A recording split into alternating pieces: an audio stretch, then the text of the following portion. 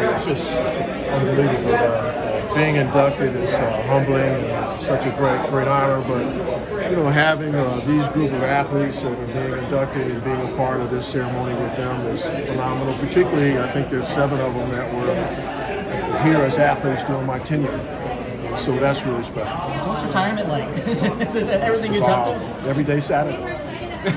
No, it's enjoyable. I'm still doing some things, but I have my own time. I can spend time with my grandchildren, devote hours to whatever the hell my wife wants me to do, and that's good. And your thoughts on how the year for Ohio State's been going as you look from a distance? Yeah, I mean, I watch the games from my pool, but no, it's I'm proud of them. They're playing well.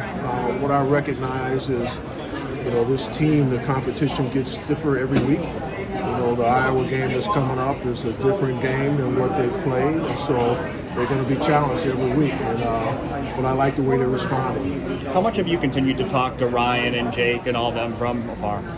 Pretty good. Ryan a lot, Jake less, a little bit here and there, but Ryan, every week basically, and it's been good. It's been enjoyable. How much you talk to Ross?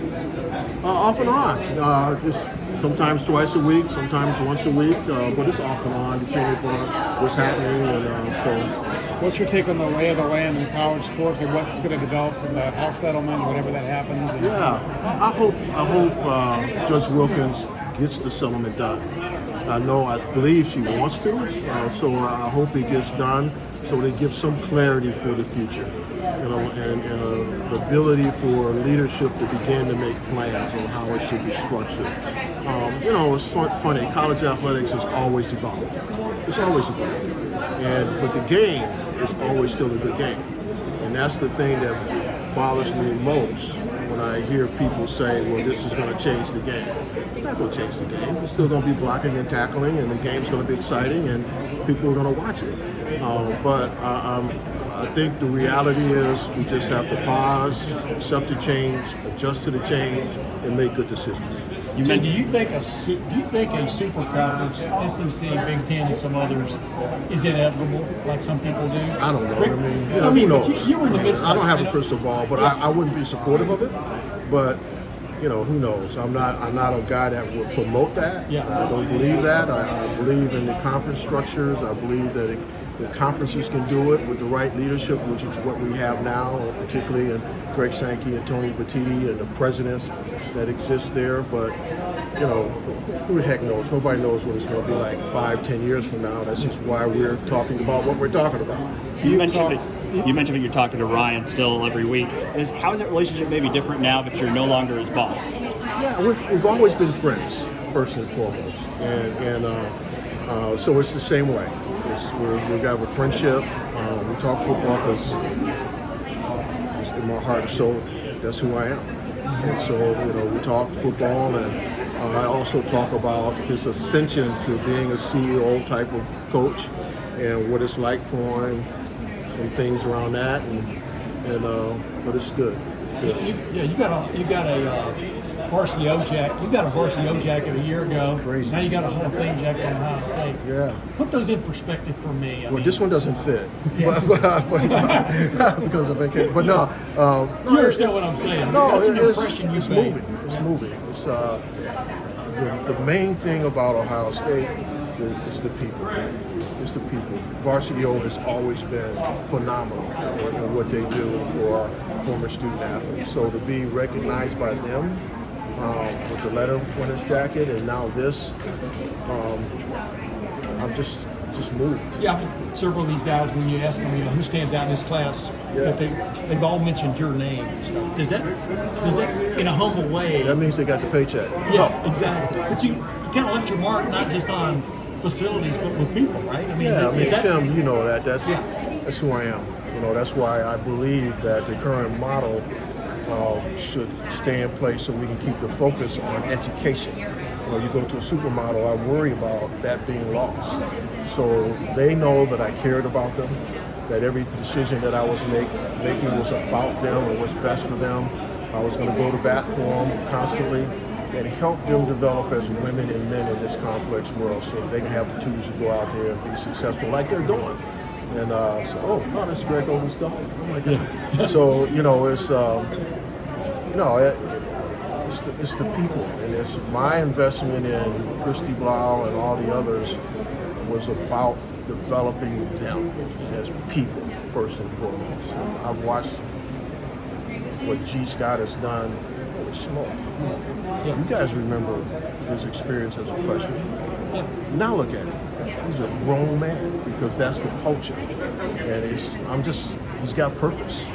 So anyway, that's You had hit on talked. it. You had talked even before you left about the fact that the future means that you're not going to be able to compete at a championship level at all 36 sports. Maybe release some scholarships. There's talk about whether it's gymnastics or whatever else. Is it inevitable that? No, I think it's inevitable that across the country, including our state, at some point, or whatever Ross chooses to do and the President Carter chooses to do, you're going to have to stratify.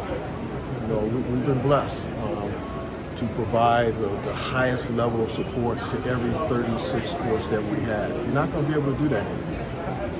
The team up north is not going to be able to do that with the 31 sports I believe they have. But Penn State's not going to be able to do that with the 30 plus sports they have. So it's going to change across the country. Stanford is not doing it. What was it, 11 they tried to drop? We brought them back, but they didn't bring them back with the same level of support. So somewhere along the line, revenue has to grow, and that will happen, but expenditures have to be reduced.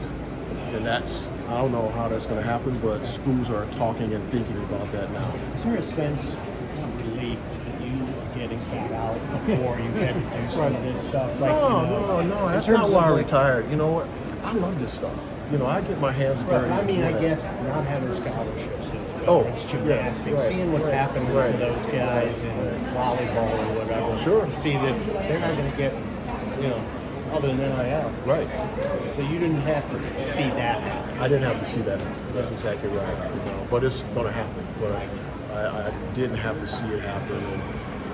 But I would have, as I'm sure Ross will and all of my teammates here, find a way to make that a quality educational experience for them. Even though they've lost those things, they got a lot of other things that they retain, whatever that is, and try and make sure that they embrace that and take advantage of that. We've all done that in our lives, all of us.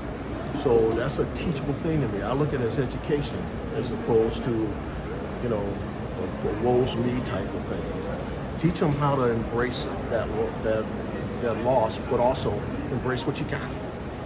We've all been through that. So you want to deal with the person. You want to help the person, the student. Yes. Is it realistic to think they can compete at that same level if there's not scholarship money? It is. The reality is, let's say it's no scholarships from the athletic department. That doesn't mean they're not academically talented enough to get academic scholarships. So you just got to think differently. And and obviously, with our student athletes, they're academically talented. You've seen that. So helping them apply for assistance through the normal scholarship channel, like all students do, and they'll be eligible for those type of things. So I don't know how Ross is going to do it. I'm kind of speaking out of schools right now, just for you, but that's how I would approach it. Is whatever sport it is, the numbers. Those are my 15 kids that parents chose to give them to us. It's our responsibility to make sure we have the best experience in place. And then secondly, they chose to be here, even with those that understand. So how do we make it good for them? And that's the beauty of Ohio State. I mean, holy smokes, it's off the chain. So You always enjoyed being part of the solution, right? yeah, that's the part that people ask me, am I glad I got out at this time? No, this is the stuff that I'd like to get my hands in and just say, okay, let's solve this and listen to all the inputs and get educated on this new world order and make sure Ohio State stays at the top. That's Terry the stuff. Francona came out of retirement to manage the there's Reds. other schools that Terry need ADs. Francona came out of retirement to I love my manage the pool. Reds. I love my golf course. I love my wife. I love my grandkids. I'm out. All right, Liam, we ready?